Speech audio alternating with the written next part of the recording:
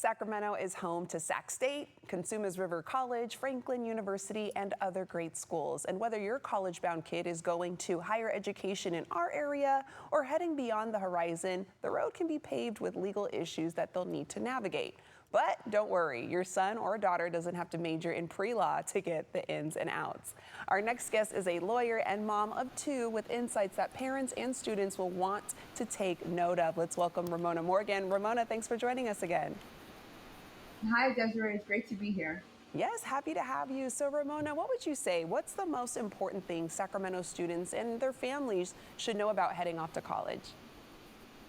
Yeah, turning 18 is such a huge milestone, and in the eyes of the law, it's almost like taking off an invisibility cloak. Suddenly you're a person, and suddenly you can be seen, and your signature matters. So, as they say, with great power comes great responsibility. And so, as you enter this new phase, it's important to be mindful about each signature you put down and every time you enter into a new contract.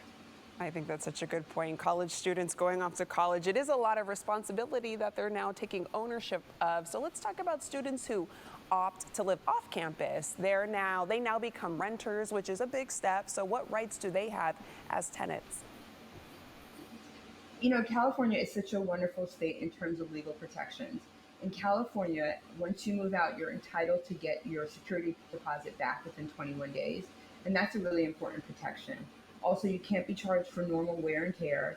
And another good thing to note is that if you run into any troubles or any issues, UC Davis and Sac State both have great legal clinics where you can get some free legal help. Ooh, that's good to know about UC Davis and Sac State. And then besides leases, what other contracts should students be careful with? Right. Well, contracts are all around, everywhere. Every time you start something new, a new service, a new gym membership, these are all contracts. And so whenever you get a new contract, read them, take a moment to read the fine print, and then make sure that you're being very intentional when you enter into an agreement, whether it's checking to see a 12-month or 24-month cancellation on a gym membership and being aware that you can often opt into a monthly contract instead. But really be savvy, be mindful, and be intentional. That's such a good point about the gym memberships, because I remember when I first started getting gym memberships, I'll see like, oh, it's only going to cost me this much per month. But you have to look at, well, what's it like to cancel or whatever you need to do when things come along the line. So a good point to kind of read that fine print. Let's talk about safety. Right. Any tips for staying safe and connected in our area? Yeah, it's really important to communicate, let people know where you're going.